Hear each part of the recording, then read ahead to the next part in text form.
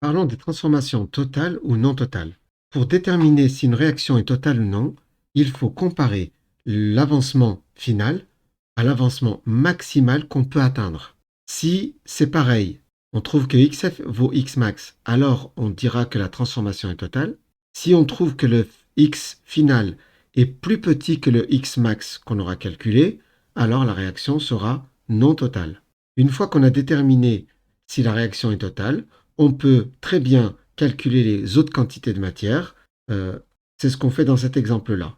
Si on dit que la quantité de matière à l'état final pour la réaction entre le diode I2 et les ions thiosulfate SDO3 alors on dit que lui est le réactif limitant et on trouve que le Xmax vaut 1 mol, alors la quantité de S2O3 va être égale à, ça c'est ce qu'on trouve dans le tableau d'avancement, on remplace Xmax par 1, on trouve ainsi que la quantité de S2O3 vaut 2 millimoles.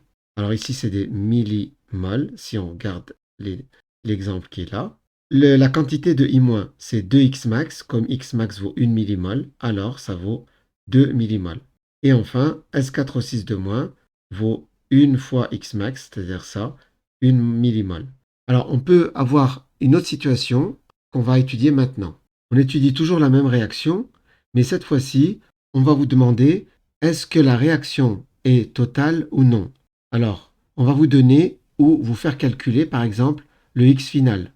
Donc, c'est ce que je vais tout d'abord réécrire. Ainsi, à l'état final, on a la même écriture, sauf qu'à la place de mettre Xmax, on met X final. On vous fait, par exemple, calculer ou on vous donne, par exemple, XF. Si, par exemple, le X final, on vous dit qu'il vaut 1 mol, et vous savez par ailleurs que Xmax vaut 1 mol, car en prenant lui, on trouve que Xmax vaut 1 mol. C'est-à-dire, on fait 1,0 moins Xmax 1 qui vaut 0. On trouve que Xmax vaut 1 mol. Ainsi, le XF égale Xmax. On peut donc dire que la transformation est totale. La transformation est totale.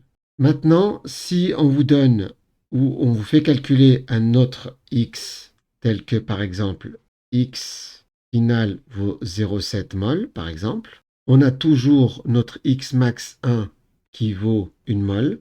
Maintenant, on voit que le X final est plus petit que le Xmax. Comme le X final n'est pas égal au X maximal, il est même plus petit, alors on déduit que la transformation n'est pas totale.